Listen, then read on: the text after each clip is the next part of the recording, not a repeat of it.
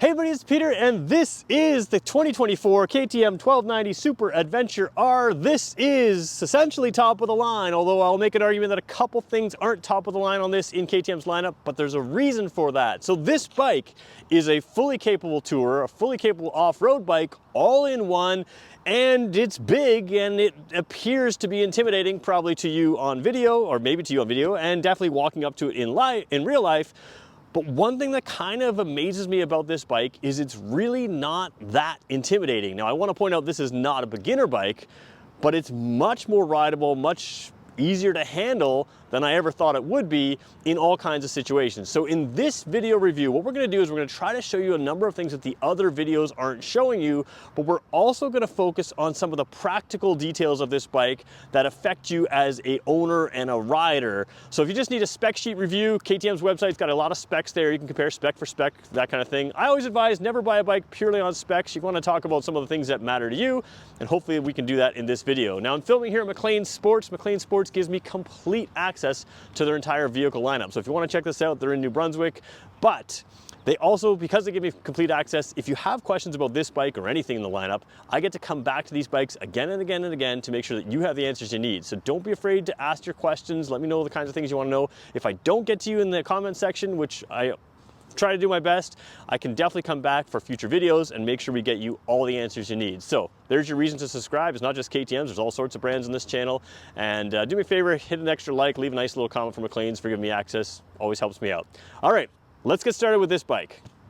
So before we go through this detail for detail, let's just place this in a class. Now, when I grew up, oh boy, when I grew up, if you wanted to tour, you got a Goldwing. That was it. You just got a Goldwing or something similar, Harley Davidson, something like that, and you went across the country. And what we found was, just like the rest of the world, our country, the United States as well, North America in general, once you leave the city, has all kinds of places to explore that you just can't do on a Goldwing. So these things became far more popular in this continent over the past couple decades. The idea of an adventure tour is good. Now, there's a lot of variety in an adventure tour. Most of them have pretty tame road-oriented tires. This particular one doesn't, but you can get an S model that does have more road-oriented tires. We're gonna talk about a few differences between those bikes here, and I've done a review on that if you wanna see it. This one goes full out. We're full on off-road here, and we're gonna show you some of those details here. That doesn't mean you can't use it on the road and you can't use it well on the road, but a lot of people sort of swap out the more aggressive type tires and more aggressive type settings to really do the off-road stuff. This one comes from the factory like that, and that makes it pretty unique. So this is an adventure tour. It has a whole lot of technology. It's great on the road. You would want to swap tires if you were doing all on the road. But let's talk about it. Let's start at the front wheels and work our way back and talk about what sets it up for off-road and what kind of changes you might want to make if you want to go on-road, or what other models you may want to consider within the KTM lineup or otherwise that may set up better for you. In the end of this video, we're going to break it down to what makes this bike best for you. So make sure you stick through it as we go through piece by piece and we tie it all together at the end. All right, if you've seen my reviews before, you know I like to start at the front wheel because the front wheel really tells you what the manufacturer's intent for this bike. And there's a lot of little tells here. So there's the obvious stuff. First of all, you've got the 21-inch front tire, and it's, again, a 90-90-21. So again, on-off-road tire, far more off-road than the typical in its class, like we talked about before. So that's the obvious. A couple things that are not obvious before we get to brakes and stuff like that. The way this fender works here, you've got the full one-piece, no little ventilation holes, no little styling stuff, all fully covering your suspension here. So what that's going to do is keep not only the bugs off like it would on a road bike, but also the road, the grime. You can have a lot of, when you're driving on gravel roads, some other vehicle can go by and, the types of rocks that can break your windshield are going to be able to hit this, and you're going to not have any damage at all to your fork tubes there. So you've got really good fork seals no matter what. Good full protection here. So that's a little bit different than the odd road going bike. Sometimes they have sort of token protection or a little bit of protection, but this is going to give you full protection, and it does sort of offer a different style there. And then you've got Brembo brakes that are radial mount. So you've got basically high quality brakes that can be used over and over and over and over again. High heat capable brakes, and again, great feel to them as well. So you've got a lot of quality components. Of course, the dual discs brakes. And you know, this is a high power bike, it's got some weight to it, and you might take a passenger and a lot of weight along with it. So you want great brakes, and you've got that. Of course, the spoked wheels, that's what you're gonna find on anything that's off-road oriented. Upside down forks here. Now I will point out the upside down forks here are adjustable, and they're manually adjustable. If you get the S model, they're electronically adjustable. So we're gonna talk about why they're manually adjustable here in my mind, and why that's a good thing for this more off-road centered bike.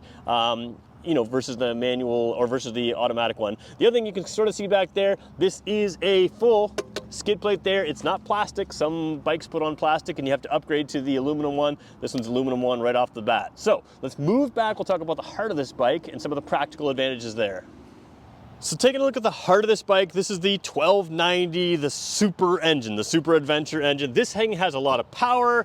It's really like super bike type power in an adventure bike. So what you have here is something that, again, a V-twin type power, gives you a lot of torque, everything you need, like literally power everywhere. We're gonna talk about drive modes and other stuff, but forgetting the engine for a second, the way it's all wrapped up here, you've got bodywork from tank on down, or what appears to be tank on down. This is your tank down here. Now this offers you some advantages, and this is part of what makes this bike so much less intimidating. Adventure bikes have large tanks, and when you fill them with fuel, they tend to get top heavy because the weight is up high, but here the weight drops down lower because the tank comes out here. So full of fuel or empty of fuel, you've got a lower center of gravity than you would expect, and that makes the bike feel much lighter, because really up from here up is all plastic bodywork. It's really not that much, you know, weight up high. Then you've got little things here. You've got the radiators venting out with a really, you know, direct push out. So that's gonna push the heat of this bike away from you. On a long, hot tour, especially on a bike with some wind protection, you want that heat being pushed away. You want it off, you want the radiator doing its job, but you want the heat being pushed away from your body, and it does that really well. The other advantage of the tank down here is you don't need to put crash bars on. Now you can put crash bars on, but if you were to drop here, this is made to take some abuse. Now this plastic will get scuffed up, so I mean that's just part of having an adventure bike if you were to drop it. But if you did drop it, you've got some extra protection here with this tank style and the protection in there to keep some of these pieces protected in an adventure scenario. So a couple little things, I don't know if you can see it there, the foot peg. Yeah, you can kind of see it. We'll take a look at the foot peg in a different view here in a second here as we move back through. All right, the very bottom of your screen, there is your passenger foot peg there. It is fully rubber, but of course, on a true adventure bike, you want some rubber foot pad here just to absorb some vibrations. If you're on the road a lot, that's nice to have, but that rubber comes out and you can see you've got nice, good teeth there. We'll zoom right in there. Good teeth there, which are gonna give you good grip if you get muddy shoes, muddy something else. And you can see also your brake lever, not a traditional road brake lever here, or brake pedal here. You've got the grippiness there as well, that no matter what dirt you get into, you're not gonna have an issue there. So nice to have the sort of dirt-oriented stuff, but again, that rubber padding is going to give you that road feel. One thing I will say is you sort of feel very comfortable and compact. We're going to show you me sitting on this bike in a second here. For a big bike, it's wide in the tank, but it feels nice and narrow sort of at the feet, very much in control, good seating position. Speaking of the seat, let's take a quick look at that before we actually sit on it. So taking a look at the seat here, it's going to be a little hard to tell on camera. Maybe I can sort of zoom in a little bit here. Yeah, there we go. So taking a look sort of at the above the stitching and below the stitching. Below the stitching here is more of a suede-like feel. It's not suede, but it's a suede-like feel. This material goes right up to the rear seat. We'll show you that in a second. But on top is a much grippier feel. Now, I was reviewing the Duke 790, and they talked about how the seats on that bike, and I'm sure it'd be the same on this bike, are designed to work with both textile and leathers to have a grippiness to it and work. Now in an adventure bike, you're gonna be standing on the pegs sometimes, so the pegs are right down directly below this line here, which means that if your legs come straight up or have a bit of a bend to it, you're gonna want a little bit of grippiness on the tank, so the tank, or the seat. So the seat comes forward, and then down here, you've still got some grip with not just the plastics, but actually the seat. So you've got some practicality. They understand how you're gonna be riding this bikes. And like I said, grippy, comfortable. There are accessories. KTM has just thousands of accessories for their bikes, and there are different seats available to it as well if you wanted to. This seat is currently not heated. You can get a heated seat, you can get heated grips, you can get a heated passenger seat as well. So again, just taking a look at the different textiles there, a little bit less grip over here than there, but again, very suede-like, so not slippery in any possible way. And then of course you've got the rack at the back. Now the thing I like about most of these racks here is generally going to put a plate on top of here to hold a whatever else you're putting on there, like a top box or something like that. Once you put that plate on there, if you didn't take the top box, this becomes virtually level with that plate. And that means if you just take a duffel bag or something else like that, you can strap it on here, the rear seat is level. So of course that rear seat has to be designed for a passenger, but it's also designed to fit some of your luggage, which I think is well done. Of course, KTM knows what they're doing with this kind of stuff.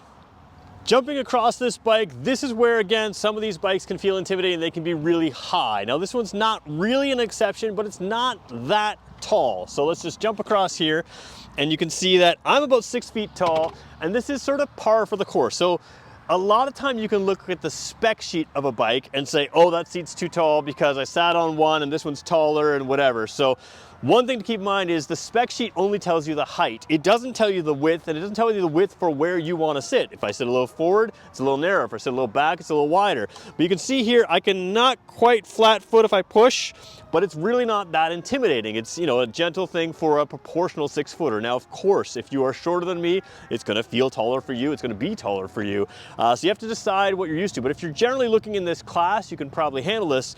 The biggest difference here is, like I said, that tank is down low. So all of this body work isn't really a whole lot of weight. You do have a tall upright seating position, and you are kind of in a square spot. The tank, because it kind of comes out and wide and it's a bigger engine and everything else, there is some width here at your knees, so your legs are always sort of attached to the bike. But you can see here, very comfortable seating position, almost a compact kind of feel, and the reach to the handlebars is not extreme. So of course you can stand if you need to on this. I can't do that right now. I'm going to stay, I could put on the side stand, but we're going to kind of keep it like this. But you've got good reach here. Visibility is great. Mirrors are greatly placed. We're going to talk about the windshield in a second and the technology in this as well. There's also a little piece in here. One thing I didn't show you is the key fob. So we should show you the key fob. We'll show you that when we get to the technology as we go through as well. But seating position, comfortable, all day comfort, not an issue. Let's keep moving on through. Taking a look at the rear of the bike here, you can see big exhaust, 2 outlets there, 1 for each cylinder, and then you've got as well the off-road tires. So it's a 21/18, so 18-inch tire back there. One thing that's worth pointing out, I think, is a lot of bikes with Brembo brakes, including the bike that I own, they advertise them as having Brembo brakes, but they're only front Brembo brakes. This is Brembo front and rear, and of course you have the ABS, the cornering sensitive ABS, all of those technologies. Lots of technology, probably too much to mention in this video, but again, check those specs for all of those things. But again, a lot of control in here, especially through the electronics. One thing I don't like, we're just going to come around the back end here. Taillight's fine, I can show you that in another area. I think I understand why they do this. I'm not sure if it's just them being cheap, but you can see here they are incandescent signal lights there. So at first that bothered me, but again, being on the stocks here, I guess they could get knocked. Maybe they're a little bit less expensive to replace if something went on there, but for a high-end bike, little interesting to see the incandescent signal lights. Everything else, of course, is LED. We're gonna take a look at the front lighting, front windshield area, and then we're gonna move into the technology on this bike. So most of the time when I review a headlight, I try to turn it on. I'm not going to do that right now because I want to show you sort of the segmentation of everything here. So you've got this sort of outside daytime running light. Now these are sharp LED lights here, high beam, low beam, high beam, one of those two. From here on up is your headlight.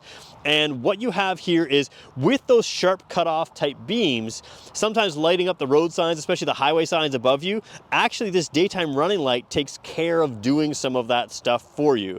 Now what's also pretty cool is in this headlight section here, which again is only here up, which means you have lights down here. What do those lights do? Those are your cornering lights. There's actually a setting in the switch where you can test the cornering lights left and right and sort of see what they're doing. But as a bike leans over with a sharp cutoff beam, you actually close off your lighting to the part of the road. So having cornering lights with sharp cutoff bright headlights is actually really, really good for visibility. Now, a lot of time adventure bikes, they stick on accessory lighting. You could absolutely do that. But again, really sharp cutoff lights. That white light is closer to daylight, so it helps you identify, I always like to say this, between a rock and a rabbit or a rock and a raccoon, something that's going to move in your path, something that's not going to move in your path. But again, when you have that high quality lighting, you need a sharp cutoff so it doesn't distract other drivers. And then when you turn with that sharp cutoff, you lose visibility on the road you're getting. So having those cornering lights in there is a really good advantage. The street model does have a cruise control with the radar assist, so it would have a sensing, oh, what do you call it? Vehicle sensing radar, which is adaptive cruise. There we go. This one does not have that here on the off-road model. So let's continue to look around at some of the tech. Actually, one thing we'll show you here is the windshield. Very small windshield for an off-road bike. Now, of course, you can get this taken care of with KTM's accessories. If you want a larger one, that's fine. But again, the reason you have a low one is to really allow a lot of body movement, leaning right over the front end. If you need to get over the front end, you can keep it nice and low. You can raise it up a little bit. It'll change sort of the protection on your body, but usually give you a clean air through your helmet. Again, that can be changed. We're going to show you how it's adjusted in a second here when we flip around to the other side. All right, so remember off the top, we told you this isn't a spec review. This isn't every piece of technology. This is a practical review. So let's just sort of show you a couple things that are really practical. First of all, we're gonna talk about the adjustable suspension in a second, but if you look down, there is actually a steering damper in there. That's what that is right there. So that steering damper, again, this is a bike that can do wheelies and land from wheelies. It can jump and land from jumps. So having a little bit extra, having a steering damper there on a powerful bike like this that, you know, has some weight to it, is something that's gonna make it just a little easier to ride in those situations. And that's taking away all the technology that we're talking about. So we did talk about the road going one having adjustable suspension that was electronic, and the dirt going one here, the R model, having a, which again, this is still road going, but this one has just the manual, so we'll zoom right in there, manual adjustments there. So a white over here for compression, and we're gonna zip across over to the other side and you can see red for rebound. So it's the same adjustments. Now what's really nice about these is they are adjustable with your fingers on the fly. Now, if I can do this without filming, that's easier to reach it. Left side, right side, you can adjust them whether you're stopped, whether you're riding, and that is really cool because what you can do here is KTM has in their manuals exactly how to set it up for different types of riding, that kind of thing. You can tweak it as yourself, so you can't really screw this up. You can bring it back to your default, but if you kind of get used to going from road to dirt and dirt back to road, you can flick these as you're going from one to the other with your hands without tools, and that's really cool. Now, why is it not electronic? Why are there no wires and other stuff? I think it's just one less thing to go wrong. People take these bikes around the world in places where there is very little service available for them. They have to be reliable, and this bike is going to be reliable with one less piece on there. Now, the technology it does have, I think, is very, very good. Before we get into that, let's just point out there is a 12-volt port here. You can mount a GPS on your handlebar. You can mount a GPS up here behind the windshield. You can mount a GPS wherever you want and have it powered right there. Let's take a look at the technology first, some of the technology, and then we're going to zoom into how you control that technology with the controls here. All right, we are fully zoomed into the screen here. We're gonna turn it on. Again, it's a push button start. We're gonna show you that key fob in a second here. What you have off the top here is something that is set up as a white background. Now it can be set to black background, and we're just gonna sort of clear some of these things out. And what you have is a pretty clear display here. Now, of course, as the bike warms up, you can have different color tachometers, that kind of thing. You can see it's set for road ABS, the traction control is on. There's a lot of functions in this. And again, we're talking lean sensitive ABS and traction control, which is very good to have. And traction control is super important on a bike where you come from maybe wet, muddy areas, and then you zip out on the road. If you're used to sort of giving it some throttle and in the dirt, and you come around the corner and you give it some throttle on the pavement, sometimes you forget how much the traction can change with a wet tire and off-road focused tire onto the road. So having those traction controls on and off and ready to catch you even in lean angles is really nice. And the other thing is your off-road tires don't have as much grip as an on-road tire might. So sometimes you cook it into a corner a little bit. Lean sensitive technologies is very good. Now, aside from the basics here, you got fuel gauge, you got all that kind of stuff. What I really want to show you is some of the, I think, cooler stuff in here. So we're going to go into the bike info is one of my favorite things. So what you see here is everything green is ready to go. Now there's a yellow battery in there because, hey, we're using it and the bike's not running, so that's not ideal. Green is tire pressure monitors. Now the tire pressure monitors, you can set it for what it's supposed to be on the road. If you drop pressures, you can actually have a custom setting so you can still have them where you want it to be in that custom setting without sending your warning, or you can turn that warning right off if you don't want to know what your tire pressures are. So really fancy technology in there that really makes sense for the type of riding you're going to do. Everything green here, green says, hey, we got enough fuel. The blue there says, hey, your cooling system's a little cool still. So as the bike warms up, that'll go green as well. So just at a glance, you can see, is my bike ready to go? And then you know you're good to go, which is kind of nice to have. There's a lot of other things in here. Let's go to, should we go ride modes? Yeah, we'll go ride modes, ABS modes, that kind of thing. So let's just go ride modes. You've got the street mode there, you've got the sport mode there, you've got the rain mode there, and then the off-road there. Of course, you can have all kinds of different types of things. ABS mode, road and off-road, traction control on. Got to keep the throttle closed. Oops, we got to go back to the off. There we go. So we're gonna, oh, you have to turn it off and on, so you got to hold the throttle closed. While we do that. Anyways, I guess because it's not running, it's not gonna let me cycle through things. Now remember, there's a number of things you can unlock through KTM's systems. They have some of the stuff is software locked in there. You do have some settings down here, some stuff I like. So let's just show you, let's go. So of course, whoops, I went the wrong way. Let's go back here. So settings, there's a custom switch. So you can set up the switch on the right side. We're gonna show you that in a second to be certain things, so you don't just zip through menus to find some of your favorite stuff. You can set up your favorites along the bottom of your screen. TPMS settings, this is what I was telling you about earlier. So here's a default. We can go to custom, which we can be, say, lower, and warnings off, right? So you can set that all up the way you want. Display themes we talked about, button illumination, daytime running lights, you can turn them on or off. Bluetooth controls, shift lights, you can set that to change red. Cornering light test. So this is what I was talking about with the cornering lights. I can sit there and test it. There's the left light on right now. You can sort of see down there, and then you can test the right light there if I want to do that as well. So you can test those lights while you're stopped, make sure they're working the way you want, see where they light up so you can kind of have a sense of that. There's just so many things you can do down here. Heating is another thing. We're going to go into heating. Right now we don't have the heated grips or the heated driver's seat or the heated passenger seat connected, but you can get all of those there and all the function is there. So there's just so many settings to make this comfortable outside of the things that keep you safe and keep you moving along, which again, that's a whole other video. If you want to know more about the technologies in this, make sure you let me know in the comments that you'd like to see a technology video of this this type of bike, and we'll come back and do a full video on that. Let's show you the controls, and then we're going to start talking about who this bike is right for and who it's definitely not right for. So taking a look at the left side controls, again, you've got those hand guards there, all typical stuff that you kind of expect, but let's show you some of the things the other videos aren't showing you. First of all, you expect on a high technology bike to have a busy section here, and you have that here. However, this is very, very intuitive. So first of all, first thing bikes do when you have multiple controls here is they move your headlights away from this section, and it's the same thing almost everybody else does. You flash to pass by pulling the trigger, you push it away, and your high beams are on. So you've got your high beams right there.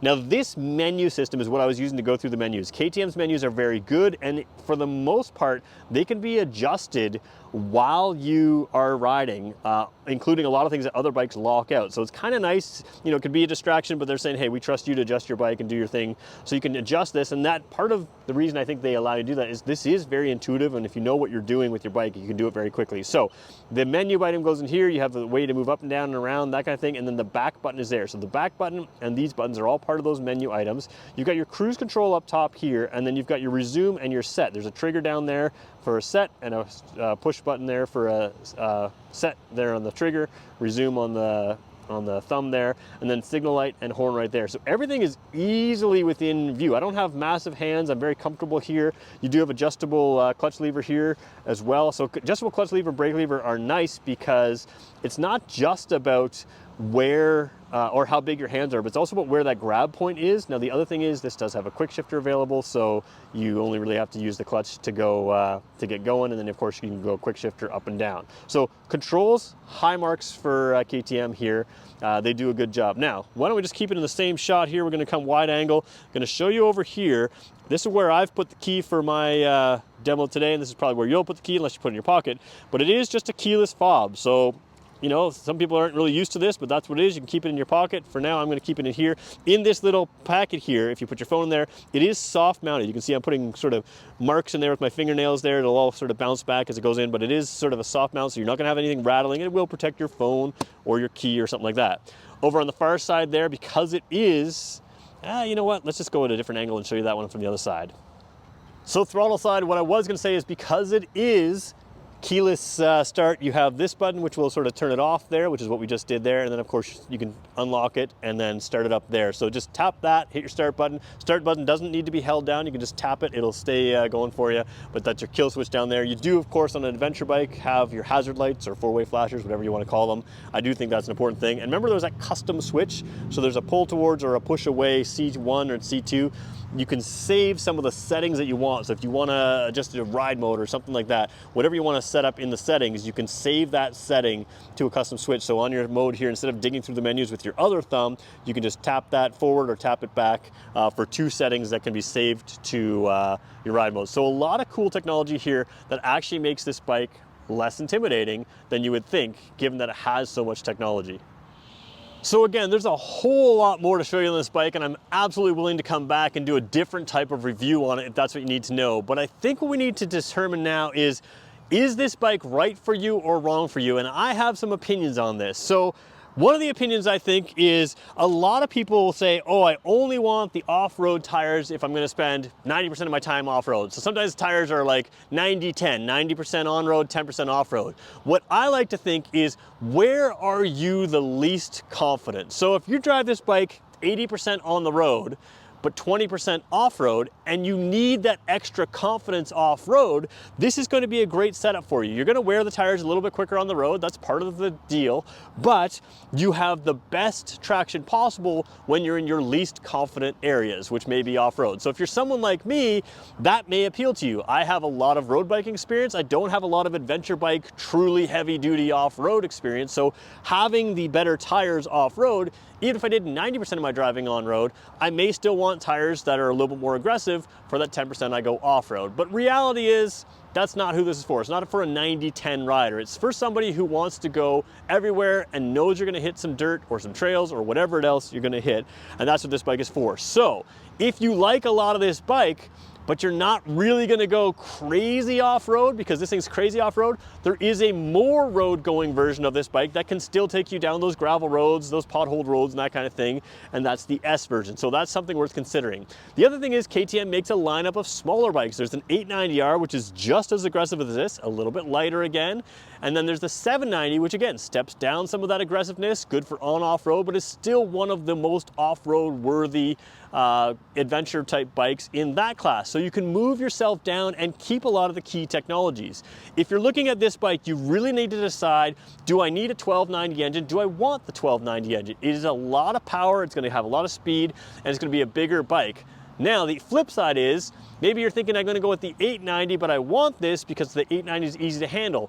This one is not hard to handle because of the way the weight comes down, because of some of the technologies in there. So again, I'm not gonna say that it's a beginner bike, I'm not gonna say it's a beginner off-road bike, but if you're somewhat comfortable off-road, it's worth looking at this because you gain some things that you may like for that technology. So who is it right for, who is it wrong for? I think at our level, you already have a good amount of experience off-road, and you're gonna be doing a lot of your riding off-road. Now, when I say a lot, that doesn't mean mileage-wise half your mileage, but it might be half your time off-road, right? You can go cover less distance off-road, but if you've kind of covered everything you want to go off-road close to your house and you want to start getting out and doing some tours on-road and off-road, there is nowhere that this bike can't go that, you know, for the most part, for a motorcycle. So if you have a trip planned and you want to figure out some of those off-road sections when you get there, this thing will take you down them and get you back out of them without any issues. But on the road, you've got a full-on touring bike.